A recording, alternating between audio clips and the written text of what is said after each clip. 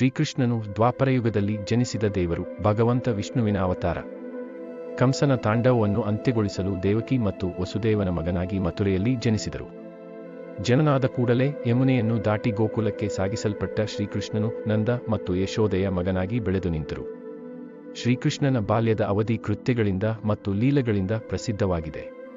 ಅವರು ಬಾಳೆಯವರ ಜೊತೆ ಗೋಗಳ ಚರಣ ಮಾಡುತ್ತಿದ್ದಾಗ ಕಾಳಿಯನ ಹಾವನ್ನು ನಿರ್ಮೂಲ ಮಾಡಿದರು.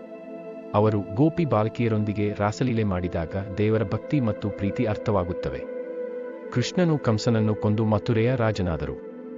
ನಂತರ ಕುರುಕ್ಷೇತ್ರ ಯುದ್ಧದಲ್ಲಿ ಅರ್ಜುನನ ಸಾಥಿ ನೀಡಿದರು.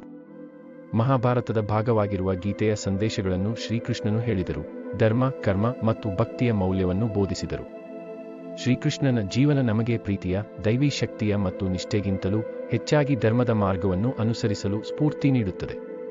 ಇನ್ನೂ ಹೆಚ್ಚಿನ ಮಾಹಿತಿಗಾಗಿ ನನ್ನನ್ನು ಫಾಲೋ ಮಾಡಿ. ಹಾಗೆ ಲೈಕ್ ಕೂಡ ಮಾಡಿ.